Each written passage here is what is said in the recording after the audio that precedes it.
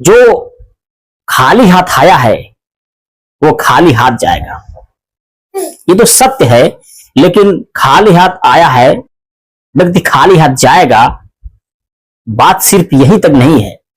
खाली हाथ आने और खाली हाथ जाने के बीच की जो कड़ी है, उसमें अगर हम कुछ नहीं किए अपने जीवन में तो हमारा सारा जीवन व्यर्थ हो जाता है।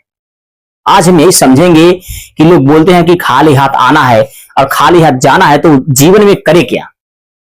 ये तो सत्य है कि खाली हाथ आए हैं और खाली हाथ जाना है, लेकिन इसके बीच की जो कड़ी है उसमें जो हमें करना है कि लोग मुझे याद करें जाने के बाद भी, मरने के बाद भी। अक्सर कहा जाता है कोई व्यक्ति बहुत ऊपर तक गया या बहुत उसका नाम हुआ तो लोग कहते हैं उसका लक बहुत अच्छा था, वो बहुत लकी था। लकी था इसलिए वो बहुत ऊपर तक गया। और आज हम आप लोग को बताएंगे कि लक क्या होता है, लक की परिभाषा क्या है, और लक रहे और न रहे तो आदमी क्या कर सकता है। एक छोटी सी कहानी है।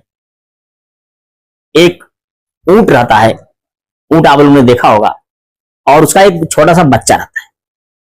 दोनों चिड़ियाघर में बंद रहते हैं। ऊंट का छोटा बच्चा अपनी मां से प्रश्न पूछता है। पहला प्रश्न पूछता है, मां हम लोग की पीठ पर कुबर है, ये कुबर क्यों है? कुबर जानते हैं आप लोग, ऊंट की पीठ पर बड़ा सा बना रहता है बॉक्स टाइप में, वो कुबर होता है। तो उसका पुत्र पूछता है, मां हम लोग के पीठ पर ये कुबर किस लिए होता है? उसकी मां जवाब देती है कि पुत्र हम लोग रेगिस्तान में काम करते हैं और रेगिस्तान में बहुत दिनों तक पानी नहीं मिलता है, तो कुबर इसलिए है कि हम लोग कुबर में पानी को स्टोर कर लेते हैं, और अगर हम लोग को एक आध महीने तक पानी न मिले तो इस कुबर में रखे पानी का इस्तेमाल करके हम लोग अधिक समय तक जी सकते हैं। इसलिए भगवान ने हम लोग को कुबर दिया है। उसका बेटा संतुष्ट होता है और कहता, मां एक दूसरा प्रश्न है। फिर पूछता है कि हम लोग ये बड़े बड़े ये जो पैर हैं, गद्दीदार पैर हैं, ये पैर किस लिए हैं? उसकी मां बोलती है कि रेगिस्तान में रहने के कारण हम लोग को बहुत लंबी दूरी तय करना पड़ता है, और रेगिस्तान में पैर फिसले न, इसलिए हम लोग के पैर लंबे और गद्दीदार होते हैं, जिससे हम लोग रेगिस्तान में सही से चल सके। सही से चलने के लिए ईश्वर ने हम लोगों को अच्छा पैर दिया है, गद्दीदार पैर दिया है, जिससे हम लोग को रेगिस्तान में कोई समस्या ना आए और लंबी दूरी आसानी से तय कर सके। इस पर उसका पुत्र संतुष्ट होता है और तीसरा प्रश्न पूछता है, कहता है, मां हम लोग के आंखों के सामने बड़ा बड़ा बाल क्यों है? इस बाल का क्या कारण है, किस लिए इसका इस्तेमाल करते हैं? उसकी मां बोलती है, रेगिस्तान में बहुत सारी आंधी तूफान आती है, जिससे धूल कण मिट्टी हम लोग के आंखों में न पड़े, ईश्वर ने हमें बड़े बड़े हेयर और बाल दिए।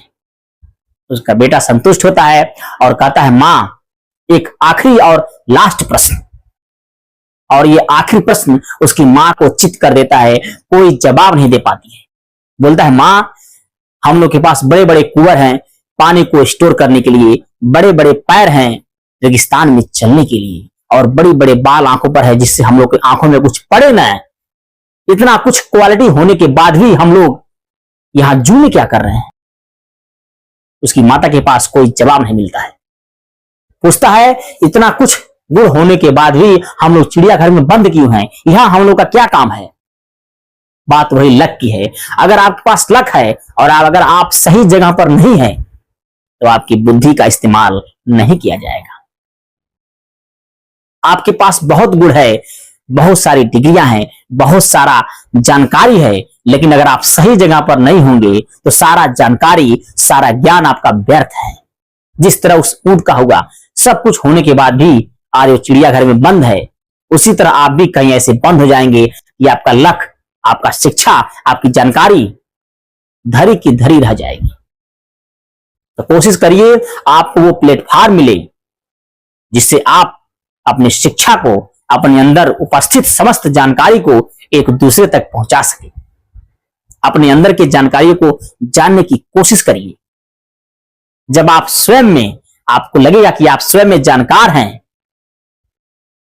तब जाकर आप अपने आप को कहीं पर उपस्थित कर सकेंगे। मनुष्य का जो लक होता है उसके कार्यों पर निर्भर करता है। आपके अंदर कितनी क्षमता है, आप क्या कर सकते हैं, आप समय का कितना उपयोग करते हैं, लोगों के साथ कैसा व्यवहार करते हैं, इसी से आपका लक बनता है। अपने शिक्षा का, अपने समय का सही तरीके से किया गया इस्तेमाल आपको ऊंचाइयों तक ले जाता है और आपको एक महान सिकंदर बनाता है जिसे दुनिया युगों युगों तक जानती है। और ये तभी हो पाएगा जब आप अपने आप को, स्वयं को पहचानने की कोशिश करेंगे।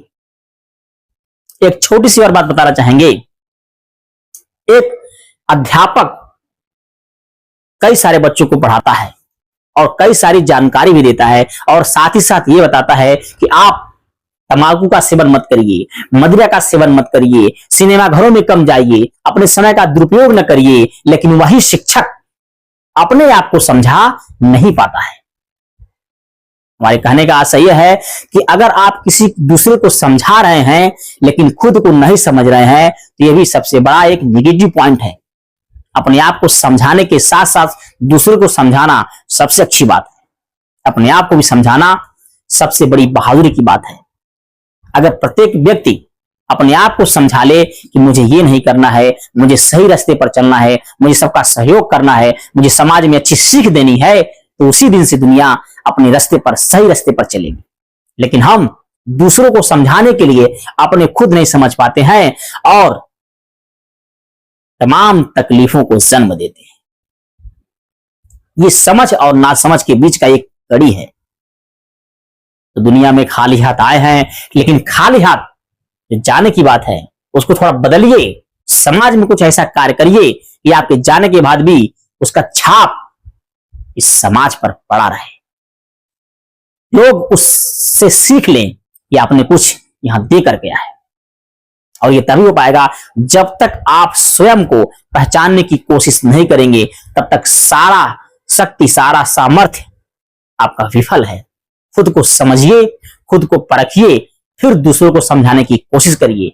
यही दुनिया है और यही दुनिया का सबसे बड़ा रीत है। लेकिन हम न समझते हुए भी दूसरों को समझाने की बहुत कोशिश करते हैं। अपने साथ साथ दूसरों को भी समझाइए और अच्छे रास्ते पर चलकर एक कीर्तिमान स्थापित करिए, ताकि ये आपको न कहना पड़े कि खाली हाथ आए और खाली हाथ चले गए। अपने दिमाग का इस्तेमाल करिए। भगवान ने आपको एक सुंदर सा दिमाग दिया है, एक सुंदर सा शरीर दिया है और सुंदर सा एक मुंह दिया है अच्छे से बोलने के लिए। अगर आप इस बात से सहमत हैं कि खाली हाथ आए हैं और खाली हाथ जाएंगे, बहुत अच्छी बात है।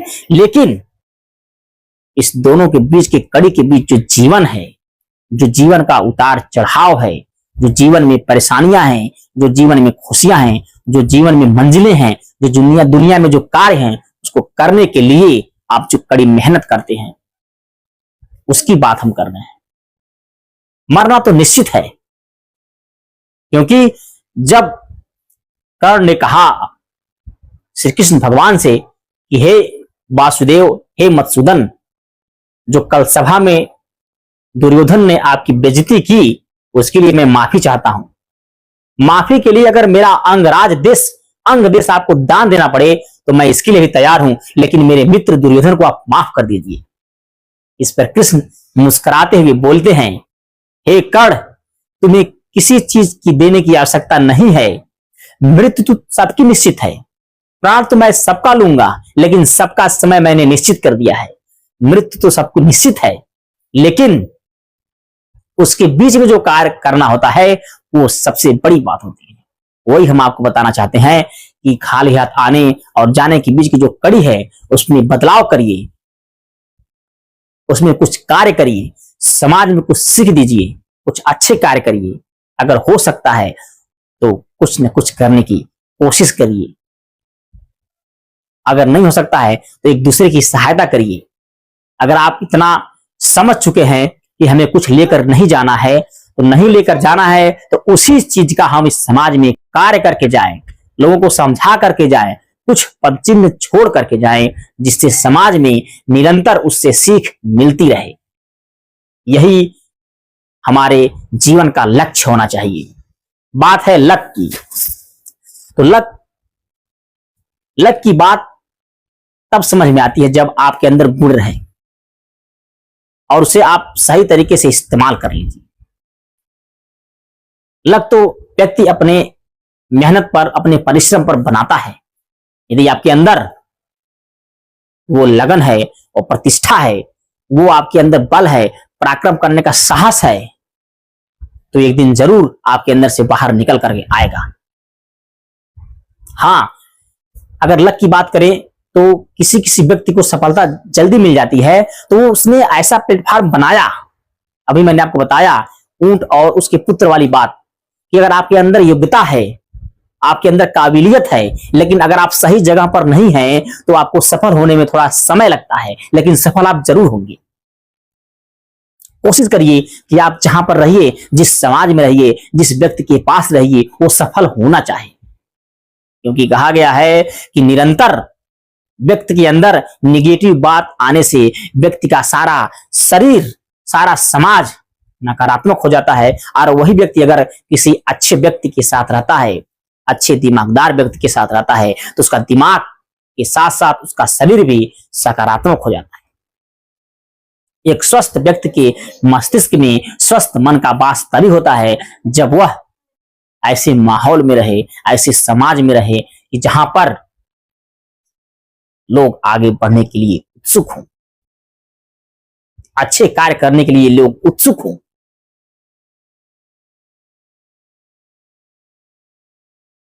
आप अपने आप को कैसा बनाना चाहते हैं, ये निर्भर इस पर करता है। अगर आप अपने आप को ऊंचाइयों तक लेकर जाना चाहते हैं, तो आपको उस तरह से सोच रखनी पड़ेगी, उस तरह से आपको कार्य करना पड़ेगा, अन्यथा सारा कार्य आपका विफल हो सकता है। इसलिए अपने आप को जांचें, परखें और ऊंचाई तक बढ़ने के लिए सदैव निरंतर नियमित रूप से परिश्रम करते रहें। सफलता आपके जरूर कदम चूमेगी, लेकिन याद रखिए, अगर आपके पास काबिलियत है तो ऐसा जगह बनाइए कि काबिलियत को आगे बढ़ाने में आप सक्षम हो, ऐसा प्लेटफॉर्म बनाइए। अन्यथा आपकी सारी डिग्रियां, आपकी सारा शिक्षा, आपका सारा ज्ञान धरा का धरा रह जाएगा।